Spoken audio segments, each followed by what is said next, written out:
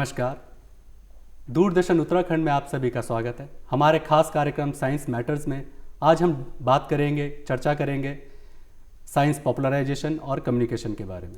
जैसा कि हम सभी जानते हैं कि साइंस के बिना जीवन बिल्कुल असंभव है, क्योंकि साइंस पे हम बहुत निर्भर हो चुके हैं और उसके बिना कोई भी कार्य करना लगभग नामुमकिन हो चुका है। तो इसी विषय पर बातचीत करने के लिए हमारे साथ हमारे खास मेहमान मौजूद हैं। डॉक्टर सुनील कैंथुला जी, जो कि मेंबर हैं, फाउंडर मेंबर है all India people science network के और जनसंचार साइंस के कार्यक्रम में काफ़ी लंबे समय से कार्य कर रहे हैं। सर, आपका बहुत बहुत स्वागत है हमारे कार्यक्रम में। और डॉक्टर ब्रिज मोहन शर्मा जी का, जो कि सेक्रेटरी हैं स्पिक्स के, एक सोसाइटी है जो कि साइंस में, सामाजिक सरोकारों में बहुत लंबे समय से कार्य कर रही है। सर, आप दोनों का हमारे कार्यक्रम में बहुत बहुत स्वागत है। Thank you. डॉक्टर कैंथुला जी, मैं आपसे पहला प्रश्न लेना चाहूँगा कि थोड़ा सा इसकी पृष्ठभूमि और इसके इतिहास के बारे में हमें बताइए कि कैसे ये साइंस पॉपुलराइजेशन काम करता है।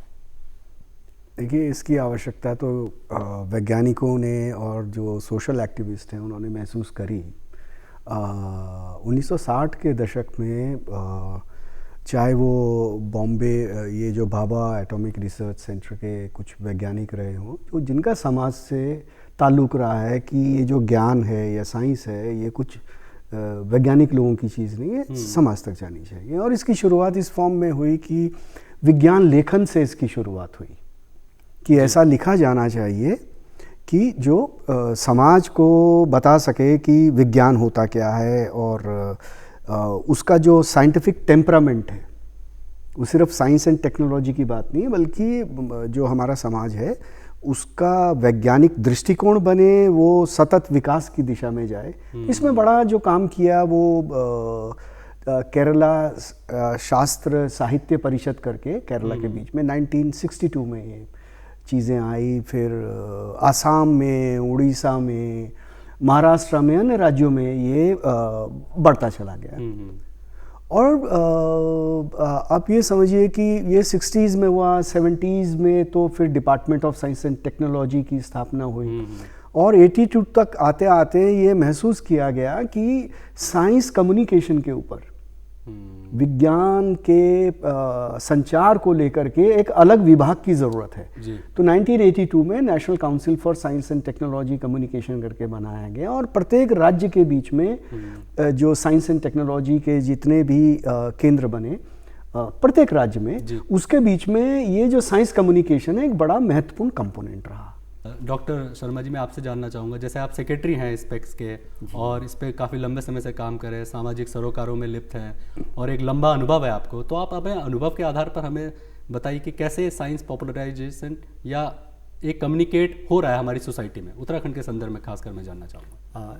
सबसे पहले तो पंडित जी ये समझ लेना चाहिए कि साइंस कम्युनिकेशन की ज़रूरत क्यों है। अगर आप देखिए, जब हम लोग साइंस पढ़ते थे तब साइंस को हिस्ट्री की तरह पढ़ाते थे कि जैसे आप देखेंगे बाबर इस देश में आया था, आर्किमिडीज का ये सिद्धांत है, उसने ये किया, उसने उस तरह का। तो उस समय ये जो साइंस कम्युनिकेशन है, department of science and technology है, एनसीईआरटी ने भी ऐसी कोशिशें की कि एक्टिविटी बेस्ड लर्निंग की बात की गई, जिससे कि समझाना आसान है और साथ के साथ जो सराउंडिंग साइंस है, हमारे आसपास का जो विज्ञान है, उसको जो हमारे करिकुलम है उससे उन दोनों को मिक्स करके पढ़ाने की कोशिश की, बताने की कोशिश की गई। तो उससे जो साइंस कम्युनिकेशन जो नई एरा निकल के आई वो बहुत महत्वपूर्ण रही और उसने उस चीज़ को बढ़ाया भी। वरना आप देखेंगे 80s के बीच में साइंस बहुत कम लोग स्टूडेंट जो है चूज़ करते थे एज ए सब्जेक्ट। लेकिन जैसे जैसे साइंस के कम्युनिकेशन, दूसरा ये था कि जो आम जन है उसके लाइफ में विज्ञान का इस्तेमाल तो वो करता है, लेकिन उसका जो करेक्ट साइंस है उसको ये नहीं है कि उसको वैज्ञानिक बनाना है, लेकिन उसको समझाना बहुत ज़रूरी है।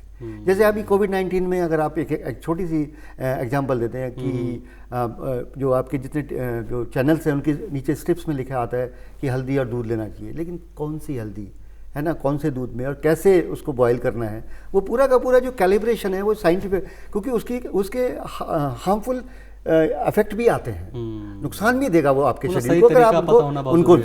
तो विज्ञान संचार का या साइंस कम्युनिकेशन का, लोकव्यापीकरण का, कि करेक्ट साइंस, उसके इस्तेमाल करने के तरीके, डू एंड डोंट्स को आम जन तक पहुंचाना जिससे कि वो जो है विज्ञान का सही उपयोग करके अपनी लाइफ को सार्थक कर सके।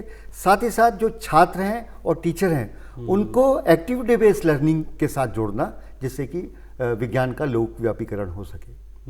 डॉक्टर साहब, मैं आपसे ये जानना चाहूँगा, जैसे आप फाउंडर मेंबर हैं all India people science network के, तो उसका ऑब्जेक्टिव और जो आज का ऑब्जेक्टिव है या आज की जो ज़रूरत है उसमें आप क्या डिफरेंस पाते हैं? क्या लगता है आपको कि जो हमने सोच के वो स्थापना करी थी और जिस उद्देश्य से हम लोग काम कर रहे थे उस दिशा में कैसे आप आगे बढ़ रहे हैं? देखिए, all India people science network जो है ये 1987 में एक भारत जन विज्ञान जत्था एक चलाया गया और कमोबेश प्रत्येक राज्य में ये चला। ऐसे 5 जत्थे थे जी। और जिसकी जो इनिशियल ट्रेनिंग है वो वही केरला में केरला शास्त्र एवं साहित्य परिषद के द्वारा दी गई थी। और ये भोपाल में ये लोग इकट्ठा हुए और इन्होंने जो एरिया स्पेसिफिक क्षेत्र विशेष के कुछ खास मुद्दे थे जी। उसको लेकर के लोक भाषा के बीच में लोक जो जिसको बोलते हैं फोक मीडिया के द्वारा इसके पॉपुलराइजेशन के लिए काम किया। और फिर ये निकल करके आया कि एक क्यों ना एक राष्ट्रीय स्तर का एक नेटवर्क बनाया जाए। इसके फायदे ये हुए कि कमोबेश प्रत्येक राज्य के बीच में एक साइंस फोरम की स्थापना हुई, जिन्होंने अपना कोर ऑब्जेक्टिव ये रखा कि हम साइंस को पॉपुलराइज करेंगे, हम पब्लिक के बीच में साइंटिफिक टेम्परामेंट को लेकर के काम करेंगे। और वो काफ़ी हद तक उसके बीच में सफल रहे। सरकार का ध्यान भी इस तरफ को गया और बहुत सारे जो ऐसे मुद्दे हैं जिसकी तरफ जनता का ध्यान और जनता का व्यवहार, जनता का दृष्टिकोण बदले जाने की ज़रूरत है, उस दिशा के बीच में देश के बीच में अब कमोबेश सभी जगह इस तरह की एजेंसीज़ हैं, सरकार का उस पर ध्यान है। और कमोबेश प्रत्येक जो साइंस एंड टेक्नोलॉजी की जो काउंसिल्स हैं उनके बीच में इसके लिए बजट्स भी हैं। ये संचार की बात नहीं है, देखिए हम कम्युनिकेशन बोल रहे हैं जी। संचार है। संचार तो एक मीडियम है, एक तरीका है और वो किसी भी दिशा में जा सकता है जी। जैसे उदाहरण के लिए मैं आपको बताता हूँ कि 70s में जो 60s 70s का जो पीरियड था जी, तो उसमें ये जो कंपनीज हैं जो बच्चों के लिए दूध बेचने का काम करती थी जी, उन्होंने संचार का इस्तेमाल किया ये कहने के लिए कि उसमें एक बड़े अच्छे बच्चे की फोटो होती थी, तो माता को भी ये लगता था कि अगर मैं ये डब्बे का दूध पिलाऊंगी तो ये बच्चा वैसा स्वस्थ बनेगा। तो कम्युनिकेशन के टूल का इस्तेमाल उन्होंने मुनाफा कमाने के लिए किया और इस प्रोसेस में बहुत सारी जो जनरेशन है वो माँ का दूध पीने से वंचित हो गई। एक सटल तरीके से कैंपेन भी चली कि जो माँ है वो उसका सौंदर्य भी निखरा रहेगा अगर वो बच्चे को दूध नहीं पिलाएगी।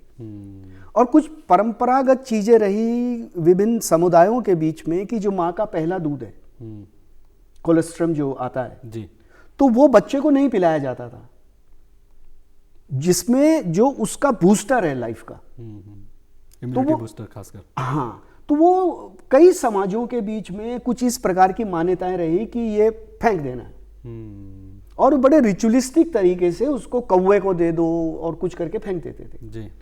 और उस तरफ उन कंपनियों की जो मार्केटिंग की स्ट्रैटेजी रही उसने क्या करा कि ये एक आम बना दिया कि डब्बे का दूध पिलाना है।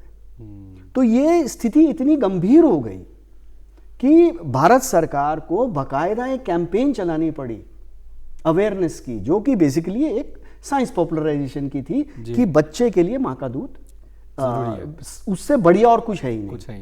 सो इस तरह से जो संचार है हमारे समाज में, जब हम ये पहले स्तर पर मेरे को सौभाग्य मिला काम करने का 1987-88 के पीरियड में, वो जो मुद्दे रहे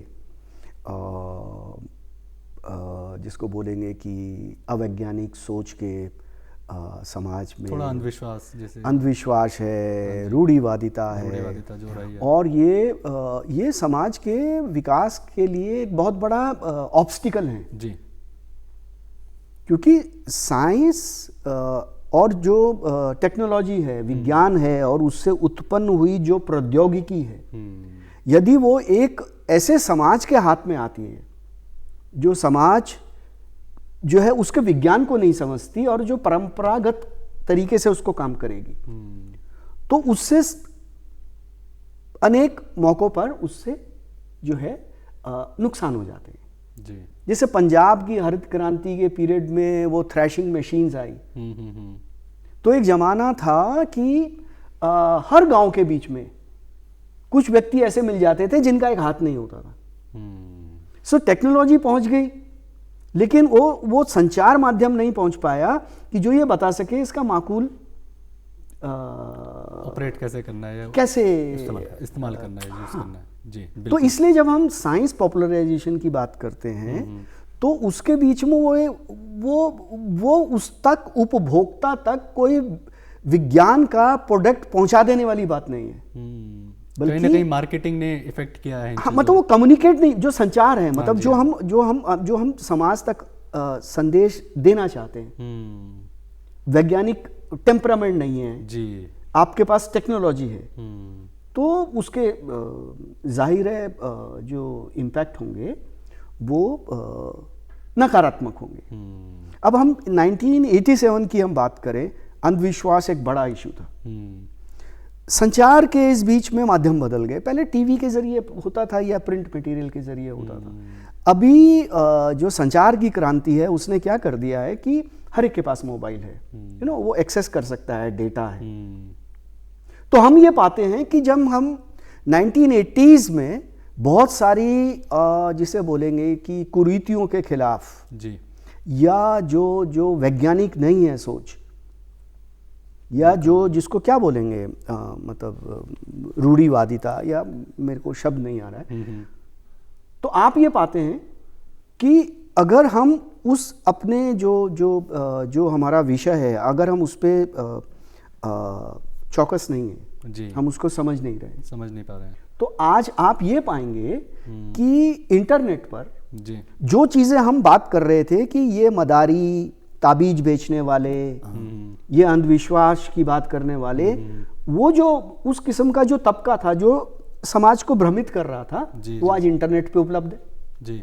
तो साइंस कम्युनिकेशन उतनी हो नहीं पाई जी, लेकिन आप देखिए कि मिलियंस में लोग ये देख रहे हैं कि सांस को काबू में कैसे रखना है जी। सांस वशीकरण मंत्र को लेकर के वो लक्ष्मी मोक्ष मंत्र को लेकर के वो करोड़ों में लोग देख रहे हैं। मतलब आपका मतलब ये है कि जैसे अंधविश्वास या हमारी रूढ़िवादिता हावी थी हमारे वैज्ञानिक सोच पर, नहीं वो समाज में था, देखिए वो था, लेकिन कहीं ना कहीं वो उसको बढ़ने में या विकास के अवरुद्ध कर रही थी, मार्ग एक नहीं, वो क्या है कि वो जो चीज थी, जो नए संचार, मतलब लेटेस्ट टेक्नोलॉजी है, हम उस पीढ़ी के हैं जिसने बेस फोन भी देखा है और मोबाइल फोन भी देखा जी जी जी। सो इट्स अ क्रांतिकारी शिफ्ट है। आपको वहां जाना पड़ता था, वो आपकी जेब में है जी, राइट जी। वो पहले मिलता नहीं था आसानी से बेस फोन, अभी हर कोई भी आदमी 24 घंटे से पहले उस फोन को ले लेता है जी। लेकिन ये जो जिनकी हम बात कर रहे हैं कि साइंस पॉपुलराइजेशन में जिन कुछ खास मुद्दों पर हमें चोट करनी चाहिए थी, वो नेट पे उपलब्ध है और कई गुना बढ़ गया, वो कई गुना बढ़ गया जी जी। जैसे आपने बताया कि मतलब ये चोट करनी चाहिए थी इन कामों पे, तो आप जैसे लंबे समय से एक सेक्रेटरी हैं स्पेक्स संस्था के जो कि जनहित कार्य में काम कर रही है काफी लंबे समय से, तो आपको एक अनुभव होगा, आपको एक कार्य की जानने का, या कैसे उसको करना है, कैसे उसको लोगों तक पहुंचाना है, तो उसके बारे में हमें बताइए हमारे दर्शकों की, कैसे आप लोगों ने काम किया इतने लंबे समय तक और किन किन विषयों पर आपने खास ध्यान दिया। जो जैसे अभी जो बात कर रहे थे अंधविश्वासों के लिए, तो अंधविश्वासों के लिए एक परमानंद जी थे जो है साउथ के आंध्र के, और फिर डॉक्टर नायर, इन लोगों ने थोड़ा सा काम किया इन पे और टूल्स भी डेवलप किए कि जो अंधविश्वास है उसमें कई चीज़ें काम करती हैं। एक तो हाथ की सफाई, कुछ हाथ की सफाई, कुछ में क्या हो टूल्स का इस्तेमाल करते हैं, और तीसरा कुछ केमिकल्स का इस्तेमाल करके भ्रमित करने की कोशिश करते हैं। मतलब अंधविश्वास में भी साइंस इस्तेमाल हो रहा है। हाँ, यस, वो बड़े साइंटिस्ट हैं। हाँ जी, वो बड़े साइंटिस्ट हैं, जैसे बिल्कुल। फॉर एग्जांपल है, मैं आपको बताऊं, जैसे हल्दी का पानी है, चूने का पानी है और हल्दी है, तो कोई कहेंगे कि तेरे घर में देख के आते हैं कि भूत बात तो नहीं है, तो क्या करेगा वो हल्दी वहाँ डालेगा और कहेगा अच्छा ये पानी डाल दे। अब वो चूने का पानी है तो हल्दी लाल हो जाएगी, तो कहेगा देखा खून आ गया, अब तेरे घर में भूत है, अब पूजा करनी पड़ेगी। जी बिल्कुल। तो ये सब साइंस है। मैं आपको बताऊं, जैसे टूल्स है, जो बहुत सारे टूल थे जिसमें पानी गायब कर देते थे वो, कि अरे यार, तो उसमें क्या था, एक डब्बा है, उसके पॉकेट्स हैं उसके बीच में, अगर इधर से करेंगे तो पानी आ जाएगा, इधर से करेंगे तो पानी नहीं आएगा, तो कहते थे पानी गायब हो गया। तो टूल्स का इस्तेमाल हाथ की सफाई से साफ हुआ, कि हाथ की सफाई से कैसे, कि मतलब दिख नहीं रहा है लेकिन भभूत है ना, यहाँ से कुछ पाइपलाइन बिछा कुछ लगाया उसने, तो वो ऐसे करेगा तो पानी आ जाएगा, उसका गंगा जल आ गया। ये तो जैसे आप बता रहे हैं, लोगों ने उसको नेगेटिव इस्तेमाल किया, करने के लिए। और हम लोगों ने हमारे जो पूरा साइंस नेटवर्क जो भाई साहब बता रहे हैं, उसने इस तरह की किट्स डेवलप की, टूल्स डेवलप किए, इसके मैनुअल्स बनाए, और इनको वृहद रूप से सारी स्टेट्स में पॉपुलराइजेशन करने का काम। आप सोचो, सरकार ने ईयर ऑफ साइंटिफिक अवेयरनेस 2004 और 2005 मनाया, जिसमें हर ब्लॉक तक जो है हम लोग पहुंचे। एक तो ये था, और दूसरा जो हमारा मुद्दा था, जिसको अभी हमारे माननीय प्रधानमंत्री जी ने बहुत कोविड-19 में बहुत प्रखरता से पहले दिन से कहा, इम्यूनिटी। और इम्यूनिटी किससे होगी? पानी से। जी। पानी आपका पूरा शरीर है, पानी और खाना सबसे महत्वपूर्ण वो है। आप ये देखिए, हमारे पूरे एशिया में, हिंदुस्तान में हम क्लोरीनेशन करते हैं। जब हम क्लोरीनेशन क्यों करते हैं, इस विज्ञान को समझे बिना मोनोटोनस बना के हर उसमें क्लोरीनेशन करते हैं। जबकि क्लोरीनेशन इसलिए किया जाता है कि पहले उसका फीकल कोलिफॉर्म टेस्ट करेंगे पानी का, अगर उसमें फीकल कोलिफॉर्म है तो क्लोरीनेशन करेंगे, वरना पानी में क्लोरीनेशन नहीं करेंगे। हम लगभग 20-22 साल से वाटर टेस्ट करते हैं पूरे देहरादून का, हर वार्ड में जाके टेस्ट करते हैं। अप्रैल से शुरू होता है हमारा कैंपेन, सितंबर तक चलता है। हम जल संस्थान इनको समझाने की कोशिश कर रहे हैं 20 साल से, कि भाई आप ये बता दो कि क्लोरीनेशन किया है आपने, और क्लोरीनेटेड वाटर को इतने देर तक नहीं पीना है, ना उसे नहाना है, ना सब्जी धोनी है, ना अपने कपड़े धोने हैं, और ना ही पीना है। उसकी वजह से क्या होगा, बहुत सारे लोगों को स्किन ड्राई होती है, पेट में अल्सर हो सकता है, आपको गैस्ट्रिक प्रॉब्लम हो सकती है, इवन अगर उसमें ऑर्गेनिक मैटर है तो वो कैंसरस भी आपका पानी हो सकता है। तो ये जो बेसिक साइंस है पानी की, अब उसकी वजह से क्या हुआ, जब इस तरह की स्टडीज आई तो जो फिल्टर कंपनियां हैं उन्होंने सोचा मौका है, उन्होंने फिल्टर्स बनाने शुरू किए। आपको सुन के ताज्जुब होगा, पूरे भारतवर्ष में एक वाटर फिल्टर ऐसा नहीं है जो किसी ऑथेंटिक ऑर्गेनाइजेशन से कैलिब्रेटेड हो, या उसको ISI मिला हो या BSI मिला हो, किसी IIT ने उसको सर्टिफाइड किया, एक नहीं है। लेकिन हम सब पीते हैं। UV filter, UV can't penetrate the width of the water, उसको पेनिट्रेट नहीं कर सकती, वो रिफ्लेक्ट होती है, लेकिन हम UV वाटर फिल्टर यूज करते हैं। तो साइंस को हमने एज ए सब्जेक्ट पढ़ा। मैंने तो बहुत सारे फिजिक्स के प्रोफेसर्स के यहाँ ये देखा है कि उनके यहाँ UV फिल्टर लगे हैं, या फिजिक्स का प्रोफेसर ये कहता है अरे यार वहाँ बर्फ़ पड़ी थी, बहुत ठंड होगी। अरे जिस दिन बर्फ़ पड़ती है उस दिन ठंड नहीं होती। तो हमें साइंस को हमने अपना ज्ञान तो बनाया, लेकिन उसको व्यवहार में लाके उससे हमने एटीट्यूड फॉर, इसी तरह से इम्यूनिटी के लिए खाना है। हमारा एक कैंपेन है जो लगभग 25 साल उस कैंपेन को हो गए, कि हम जो खाद्य पदार्थों में मिलावट है उसके अगेंस्ट पूरा मुहिम चलाते हैं। फूड अडल्ट्रेशन जिसको कहते हैं। आप ये देखिए, ये आयोडाइज साल्ट क्यों है, इससे बड़ा पोल्यूशन, मतलब आप सोचिए भ्रांति क्या है, क्योंकि इस पे लिखा है आयोडाइज साल्ट है, लेकिन वो उसमें आयोडीन है या नहीं है ये कोई नहीं जानता। जबकि बहुत आसान सा टेस्ट है, आलू काट के आप उससे जैसा नमक डालिए, अगर वो बैंगनी रंग हो जाए उसका, तो समझिए आयोडीन है, वरना नहीं है। और आयोडीन बहुत जल्दी वेपोराइज होता है। 5 किलो का जो नमक है वो 27 रुपये किलो बिकता है, और जब हम उसको खोलते हैं तो उसमें 50% आयोडीन वेपोराइज हो जाता है, और जब हम डब्बे में डालते हैं तो 50 तब चला जाता है। थोड़ा बहुत जो बचता है जब हम सब्जी में डालते हैं तब उसमें बॉयल हो जाता है, निकल जाता है। तो अभी तक हमारे पास ये एटीट्यूड नहीं है कि जो सॉल्ट है, आयोडाइज सॉल्ट, उसको सैलड में कच्चा डाला जाता है, ना कि बॉयल किया जाता है। तो जो basic content based science communication है, उसको जो कमर्शियल वर्ड है उसने दूसरी तरह से इस्तेमाल तो किया, लेकिन हमारे अपने लोगों ने इसको इस तरह से, जैसे हल्दी है, हल्दी आपका जो है, आप हमारे देखिए सनातन धर्म में जो है हल्दी को बच्चा पैदा होने से लेके और मरने तक हल्दी को इस्तेमाल करते हैं, बहुत शुद्ध मानी गई वो है। शुद्ध मानी गई। हल्दी क्यों है? क्या क्या कोई पीले रंग का कोई भी सॉलिड पाउडर है वो हल्दी होता है? नहीं। कि नहीं है। और जबकि इम्यूनिटी बढ़ाने के लिए जो आयुष सबसे ज़्यादा एडवोकेसी कर रहा है वो किसकी कर रहा है? हल्दी की। लेकिन उन्होंने ये नहीं बताया कौन सी हल्दी, जी, दूध में कितनी देर बॉयल करनी है और किस प्रवृत्ति के व्यक्ति को ये नहीं पीनी चाहिए। जैसे किसी को स्टोन है, एसिडिटी है, उसको हल्दी का दूध नहीं पीना चाहिए जी। ये हमारा आयुर्वेद बोलता है, मैं जी, आपको बताऊं। जी।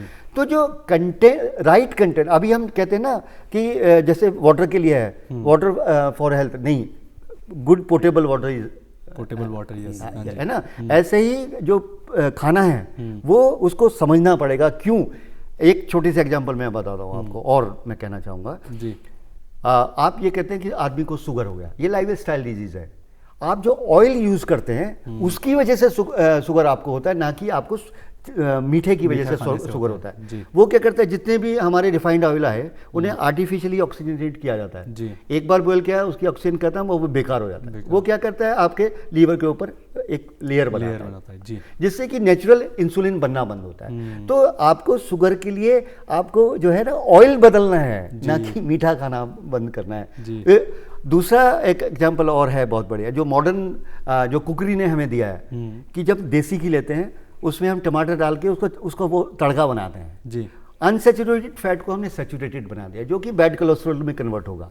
तो जो आप ये देखिए ना, हम आगे बढ़ रहे हैं, ज्ञान हमको बहुत है, नॉलेज हमको बहुत होगी, लेकिन हमने उस ज्ञान को कंटेंट बेस और प्रैक्टिकली रूप में साइंस के साथ इस्तेमाल ना करने की वजह से हमें बहुत सारी डिजीज हमें मिली, बहुत सारे दिमाग में पोल्यूशन हमारे को मिला।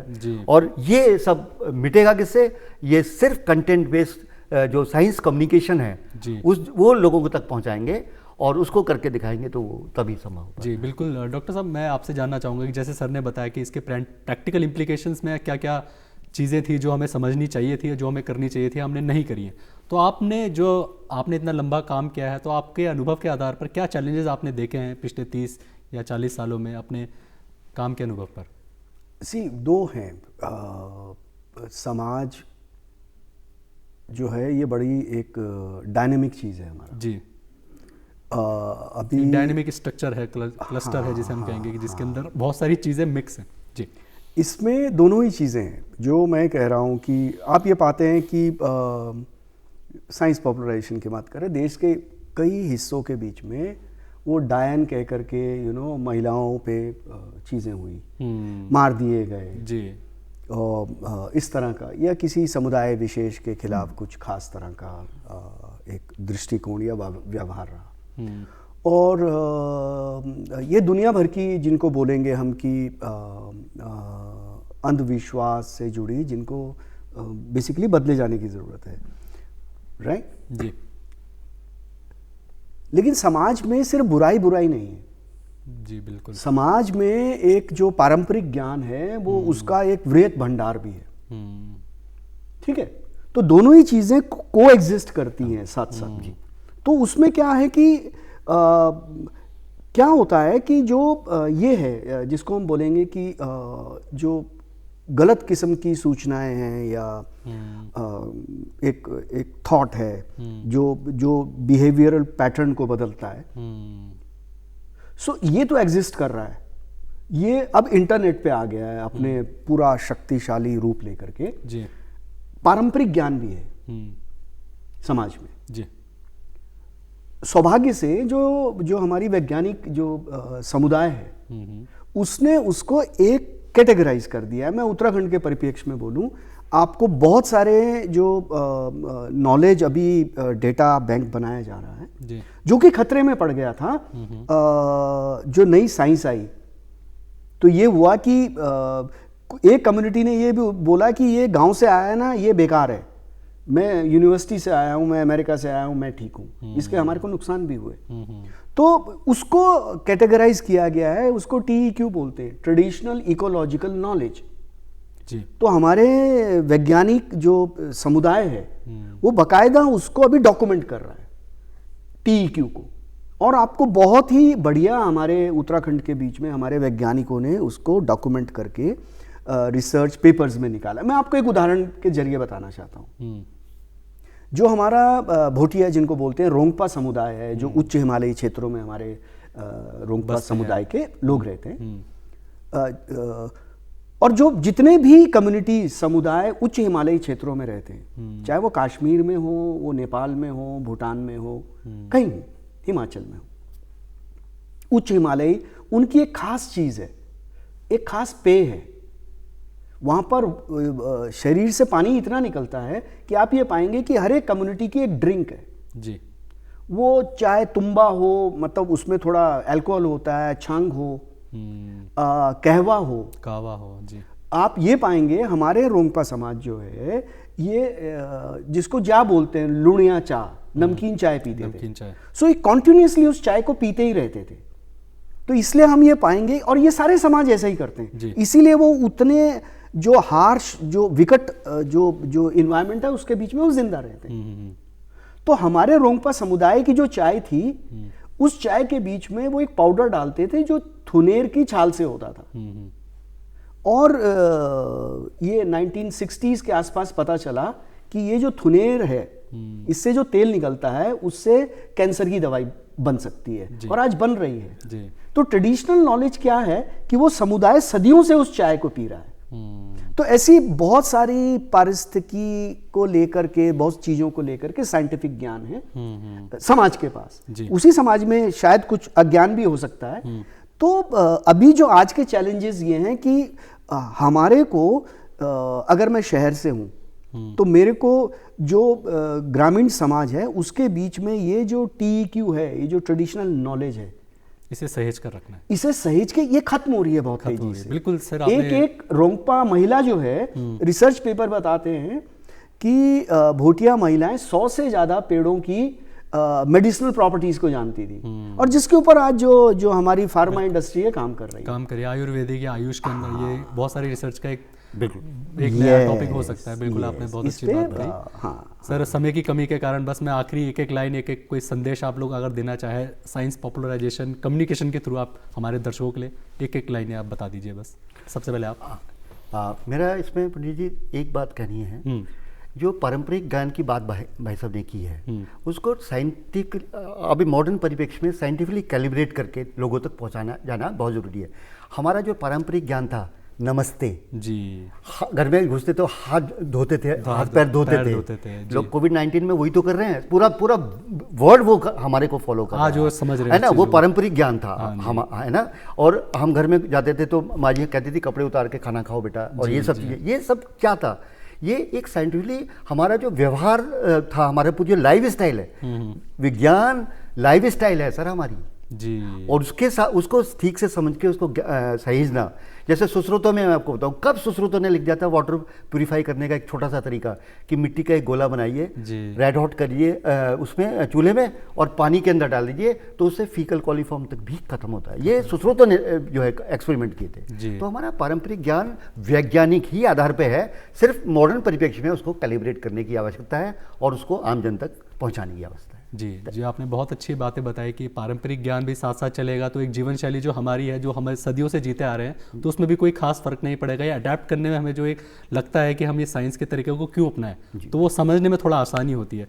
सर, बहुत बहुत धन्यवाद आप दोनों का हमारे कार्यक्रम में हमसे जुड़ने के लिए, हमसे इतनी सारी नॉलेज शेयर करने के लिए। समय की कमी के कारण हमें कार्यक्रम यहीं रोकना पड़ेगा, तो अभी मैं आपसे इजाज़त लेता हूँ। अगले अंक में आपसे फिर मुलाकात होगी किसी नए विषय के साथ, किसी नए अंक में साइंस मैटर्स में। धन्यवाद।